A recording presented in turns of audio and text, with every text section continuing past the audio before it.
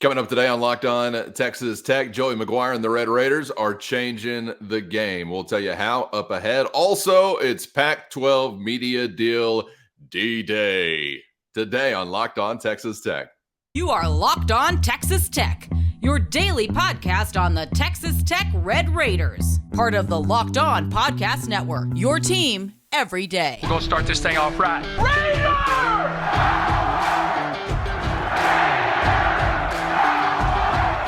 Everything runs through Lubbock.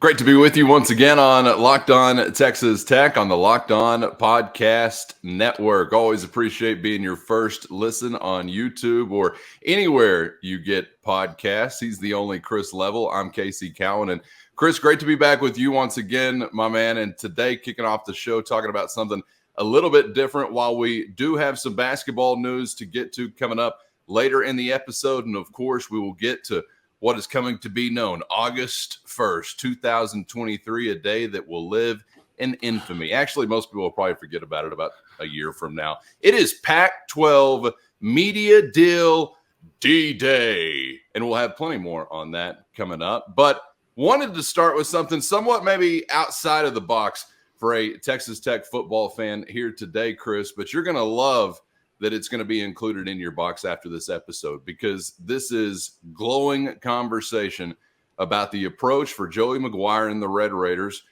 when it comes to hitting the recruiting trail. And I guess maybe I should say more specifically the identification process, Chris, but then subsequently who you're going out and trying to get. I mean, we're talking about in this context, Texas Tech changing the game. Don't take my word for it. Take Adam Brenneman's, who you're going to hear the voice of here in just a moment, college football analyst.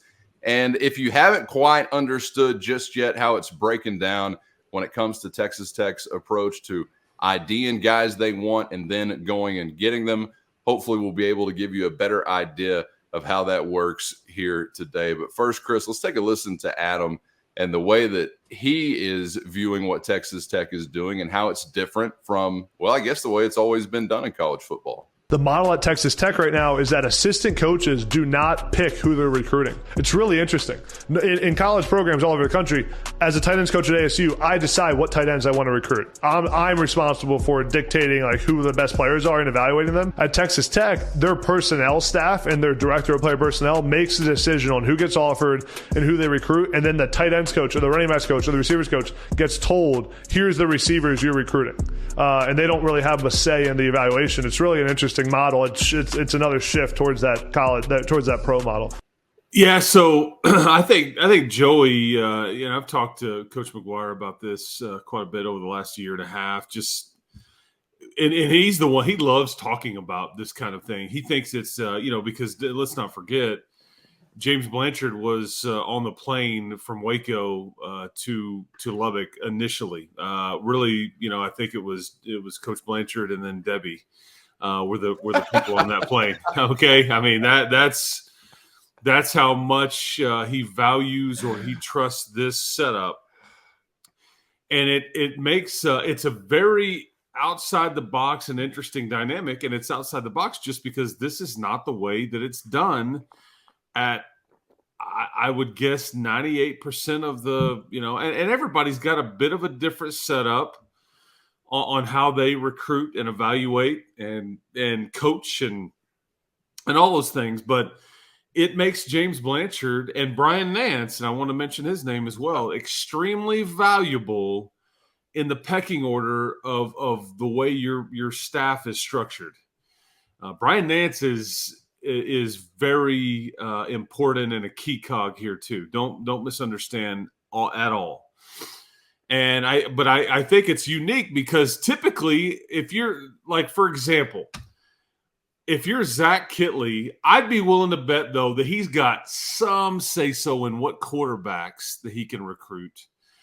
Most positions though, again, it's gotta check, the measurable boxes or the athleticism boxes or the, whatever Coach Blanchard is kind of looking at. Because they've got different studies for different positions, the past 15 to 30 years or whatever. Typically, when a guy is this fast or can run this time and has this arm length, that they have worked out whatever percentage of the time. I mean, stuff like that. Like, that they've really done deep dives into this stuff. But if you're a coach, what's tricky is it's like, man, it's kind of like Bill Parcells used to say. What was the old saying about, man, if you're going to ask me to cook the meal, ought to let me buy the groceries, right? All time. That's right. That's right. And so if you're one of these, assistants, it's like you could theoretically be removed from your job if your group is not good enough, and yet you didn't really get to have any say-so in who you got to coach. The flip side of that is I think that it's one less thing you have to worry about. Man, I trust Coach Blanchard. I trust Coach Nance. I trust Coach McGuire. I know that if the guys that they're bringing me, they're going to vet the personal issues. They're going to vet the attitude. Do they love football? Then they're going to send me an athlete. And so I'm not worried about it. It's one less thing I've got to screw with. I don't have to sit and, I can actually spend more time coaching, developing relationships with my current players, all that stuff. But I think, Calvin, you even said before we started the show, you weren't even aware that this is kind of how they were doing it. And it's pretty fascinating because it's just this is very much the exception. I guess just I wasn't aware of the sort of assembly line kind of order in which it would roll. I just thought, and maybe it is, I thought it was more so just like a big collaborative process. And I'm sure at the end of the day, it is a big collaborative process, but it really does sound like instead of just a general powwow under a big tent, there is an obligation. Hey, you're the first in line, James Blanchard, Brian Nance, you're the first in line. Here's the identification department, so to speak. And there's going to be culpability, I guess, there with those guys when you give them that type of leeway or that type of obligation or responsibility. And in the hope that you would take something, I guess, off of the plate of an assistant or your coordinator to an extended degree, Chris. But yeah, I didn't imagine that that it was that far removed, at least as is being described, I guess, from the realm of the assistant or the coordinator. And I just thought that also requires, I mean, you already mentioned the word trust, which is a mandate if you're going to do something like this, right? I mean, you've got to be able to trust in the guys who are going through that identification to really have some ability to do that. And you got to trust in your head coach, I guess, because he's the guy that's put them in that position to begin with. But I can't imagine, like, without continuity and some staff as well, like, how hard is that to pull off also? Because if you're rolling in some different guys every other year or every year, and they're somewhat new to this, you're coming as an outsider. I just wonder how many assistant coaches, hear that and then think, whoa, well, wait, I kind of want a little more control. Or I mean, I'm sure it takes some getting used to and establishing that trust, man. That's a process. That's not some switch you just flip or something that happens overnight. That takes time.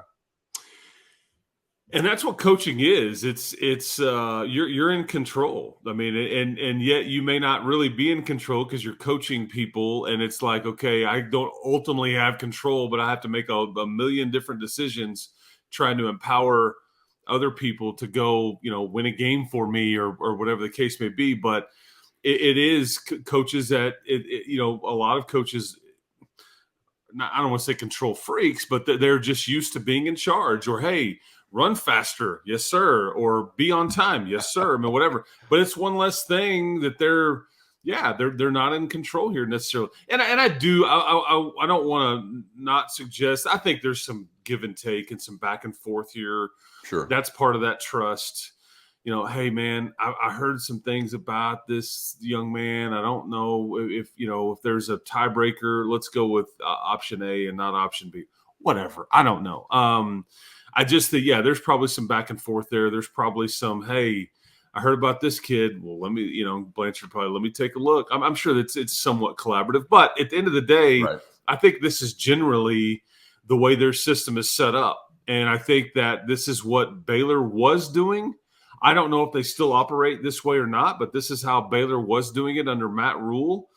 And it clearly worked. They won a Big 12 championship. And I think that's where Joey kind of learned it, honed it, perfected it, and has kind of got his own spin on it here. And guess what? It's working here as well. Well, that's what I wanted to throw in, what you just ended with there. If you've got proof of performance, success on the field, it's maybe a lot easier to trust those identification guys, right? Yep, I agree. and not only with the high school prospect, but this is a portal like evaluation process as well. To which I think that team's evaluation, the Blanchard, the Nance, and the folks that are in charge of that, the player personnel group, their evaluations and ability to evaluate the portal candidates is as valuable as anything in the program. Because think about it. Yes, they kind of knew Dre McCray. Yes, they kind of knew Rusty Stats. I don't know if anybody really knew Steve Linton. I don't know if anybody really knew C.J. Baskerville. There was a relationship with Braylon Lux. You get my point.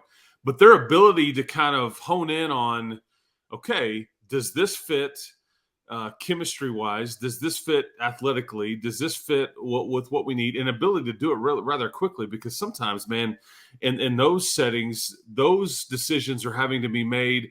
Yes, we want you here on a visit. It's all happening very, very quickly because there's a time crunch, and now that window is actually going to be shortened. So I think their evaluation process in that space is as valuable as anything. But yeah, Coach Blanchard, man, he's a very valuable part of what they're doing over at Texas Tech football. And Joey McGuire would be the first one to tell you that. And if Tech keeps winning, and maybe advances as far as win total to the next phase or the next step, next level this season, I'm almost going to be viewing, I think, or anticipating viewing Coach Blanchard like Wes Welker in the slot. He's just created a new position. They're going to be James Blanchards popping up all over the Big 12 or all over the country. And glad to hear another category in which Texas Tech is included among those at the leading edge, and they may be at the tip of that kind of spear. We've seen some of that pay off already, prep level or transfer portal. Hopefully we see that continue. All right, turning the page and coming up dead ahead, finally the nation has turned to George Kliavkoff and said, stand and deliver. It is Pac-12 media deal D-Day. What's that mean, and what is to come on the other side of it? We get to it next on Locked On Texas Tech.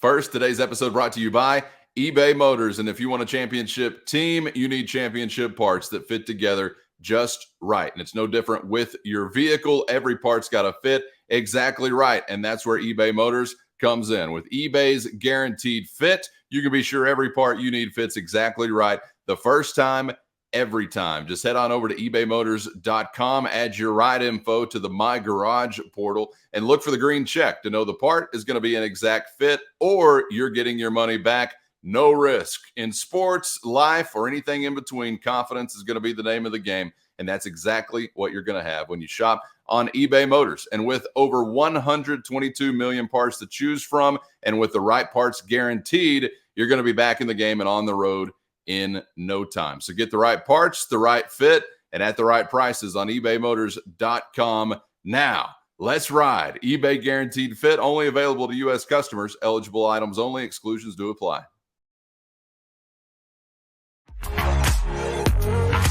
Thanks for joining us again on Locked On Texas Tech on the Locked On Podcast Network with Chris. I'm Casey, coming to you from west of the 100th Meridian, where it's really going down, and actually plenty going down out westerly today, Chris, as anticipation of the Pac-12's long-awaited media deal being presented this morning. And depending upon what time you're listening to this, because I think this is an early morning thing, could already be in the rear view. But apparently now numbers are going to be presented to those remaining in the Pac-12.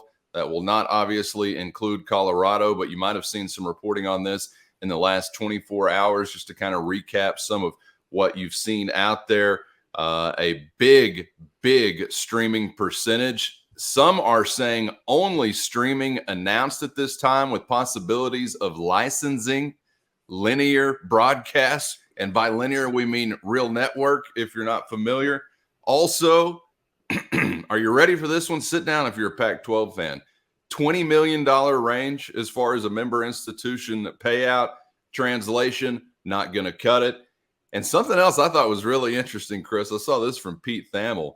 Finally, at long last, some reporting that Arizona State, and Utah may band their futures together. And if that eventually happens, I'm going to be Antonio Banderas in the GIF looking at the computer and then just leaning back with a big smile ready for a smoke, because that has been seemingly the writing on the wall all along. But boy, howdy, there's been some kicking and thrashing, like trying to throw a cat into a bathtub to make that happen. I don't know if it will, but there's a lot of interesting things in the wind over the last 24 hours or so. Yeah, so here's the weird part of it, because there's a lot that's being said, and by reputable people and then non-reputable people that kind of are just Right. you know what I'm saying. Everybody's got a Twitter account, right, or an That's X right. account, whatever it is. I don't know what we call this app that we follow these days. Here's what I think I know. I think it's very bizarre timing for the TV deal to come out now. I can't imagine that this came together in 24 to 48 hours. If you had something, why wouldn't you have presented it last week when, I can't imagine they wanted Colorado to leave, because their conference stands to, it's on the brink here. Yes. And so is this just what he did have? And he's like, okay, I guess I got to, show my hand now. I think I know that it is mostly streaming, or a lot of streaming, simply because there's too many reputable people that we know and that we've referenced on this show, that there's not enough reporting on the actual linear folks that would be involved in this thing to suggest that there is a platform for this content.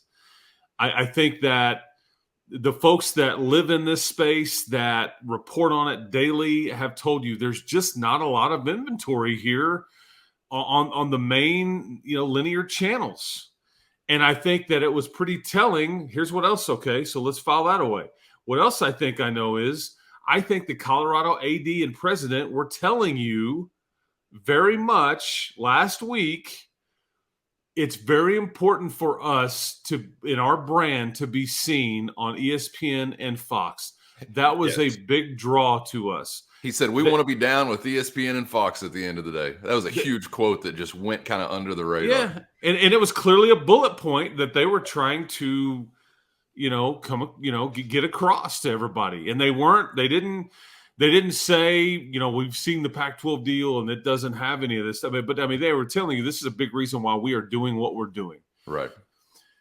So, and I do think that, I've seen anywhere from 20 to 25 a year, if that. I think that, you're going to see a lot of the Apple, conversation, Apple Plus, whatever. So, we'll see. It will be leaked fairly quickly because people want to justify their decisions. Yeah. And I think that, we will become aware of it rather soon. The part of the reporting about those three schools sticking together, that all revolves around nobody wanting to be responsible for putting a bullet in this league. That is just I think that they are having a hard time stomaching this. They may know the eventuality. I don't think anybody wants to have that legacy. Like, you are solely, because I've seen, and you've seen it too. It's like, I think, is it I'm trying to Robbins or the president. Oh yeah, the Arizona president. Yeah, the Arizona president, and people are saying he is the most powerful man in college athletics on this very day. I don't think he wants that responsibility. He may ultimately do it, although nobody would. USC held the gun. How?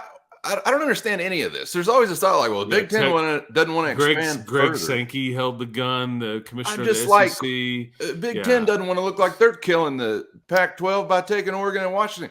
Buddy, it's over. And then you got the Arizona guy. And then I'm telling the Arizona guy, friend, it's not your fault. It's over. Just come on over to the life raft. That part drives me insane. You don't want to be seen as buddy. It's out. We all see you. Yeah. You're the king without no clothes or whatever that is.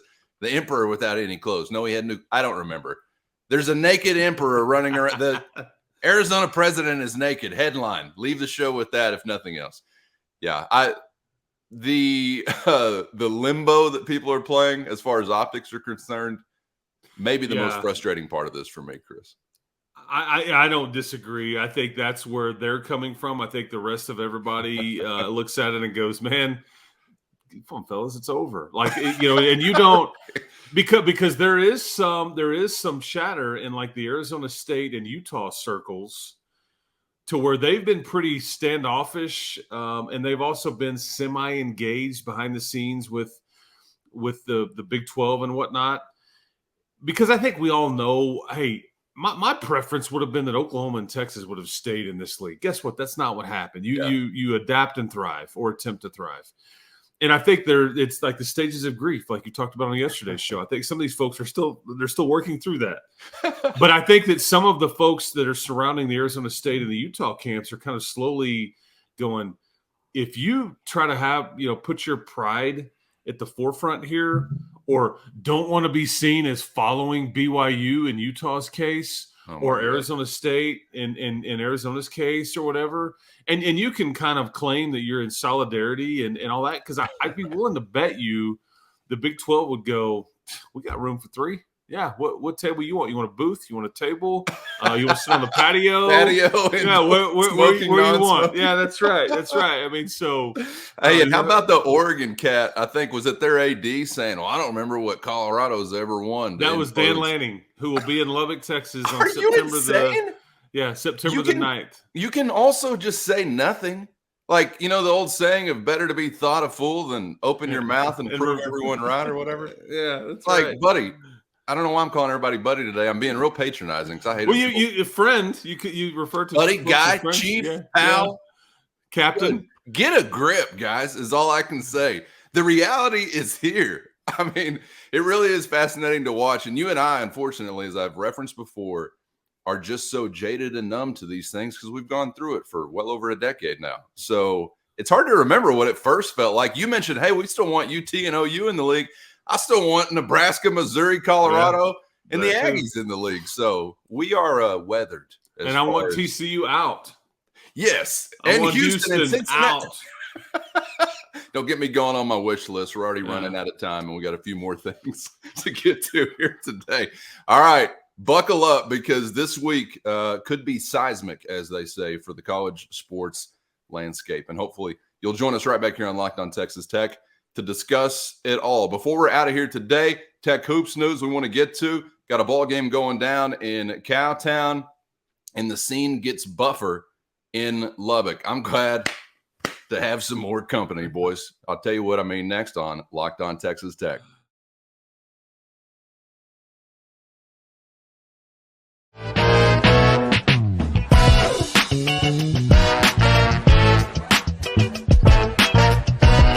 Thanks for making Locked On Texas Tech a part of your day, wherever, however you're making it happen.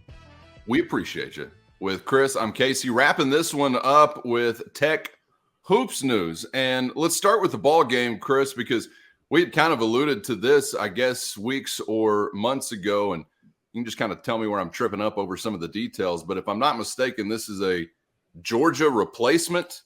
No, St. John's replacement. Who are we replacing at this point with Vanderbilt in Fort Worth, which was the announcement for Coach McCaslin and his team taking on the Commodores? I think the answer to your question is yes. I look, they had a mid-December game, I believe, with St. John's in the Garden. I think shortly after Rick Pitino got that job, that game and series, because I think it was a home and home. It was off. We're not going to do that anymore. And so I think if you're Texas Tech, now we need a potential neutral site game. We need another meaningful game on our non-conference schedule. Originally, there's a company that's been putting this together. They're trying to tie it in with like the Armed Forces Bowl, maybe is the one that's in Fort Worth, and then there's the Military Bowl. It's in Dallas. Anyways, they're trying to tie it in. And I think that Air Force, I believe, is playing on the card or on the docket that day at Dickies Arena. And I think, TCU will be featured in a game. I think they're playing Arizona State, if memory serves. I think Air Force may be playing UTA, I think, if memory serves. But this was originally – Baylor was trying to get in this event, from what I'm told. The folks putting it on, I think – it just things didn't work out. And I think that originally, they had slated Georgia for the opponent for Texas Tech. But anyway, they have gone to Vanderbilt. I guess this will be kind of a consistent thing that they try to make happen in the Metroplex specifically. I don't know, maybe Houston, or this seems like something they want to do consistently with Coach McCaslin year in and year out. Yep, and you're displaced around in your arena at this point of anyway because of graduation and finals and all these different things that go on. That is at play anyway. You wouldn't be able to, but I think it's just the sweet spot right before the holidays. And again, it's a short road trip. You've got a ton of fans in Fort Worth, and you've been in Dickies Arena before. It didn't go so well. You got worked, I think, against the University of Houston. And Kellen Sampson a few years ago, but Hey, tell me before we're out of here about a guy that will be joining him on the trip to Fort Worth. Kellen Buffington is now a member of Grant McCaslin's staff. Yeah, it becomes official. I think that this could be as important to Grant McCaslin as James Blanchard is to Joey McGuire. I really believe that. Not that the setup will be the same. I think his relationships, long-standing in the Metroplex. I mean, I saw so many former players, Tech players and otherwise. I mean, Kyler Edwards even was like, but everybody in the Metroplex or the greater Metroplex that has been involved with high school basketball or has played in a tournament there, you've come in contact with Kellen Buffington. And he's responsible for the very high-end AAU events that go on with high school kids and national events that go on in the Metroplex. And he's very well respected. I think he's going to be in charge of like on-campus recruiting, kind of setting up recruiting for who they go after, whatever. And then kind of just, again, general manager, I think is his title, which is, again, a bit outside the box. But this is what we're seeing in the college space these days with NIL and recruiting and portal and all that being so different. You kind of have somebody, okay, you're in charge of this stuff. I'll just worry about this.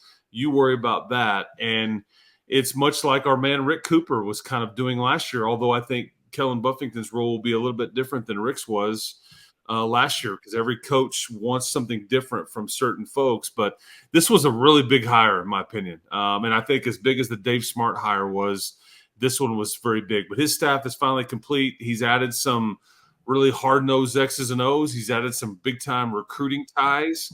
And so we'll see what it all equals. That scene and that context, AAU, et cetera, is so far out of my wheelhouse that I only have to defer to others who are smart and tapped into that scene. And there seems to be a lot of excitement from those people surrounding this edition for Texas Tech. So we'll see how it plays out. It's a different age, obviously. So you're tapping into some avenues and resources now as a programmer, you better be, that maybe you weren't previously. And it's going to be kind of a new concept to get used to, possibly for some, probably me included.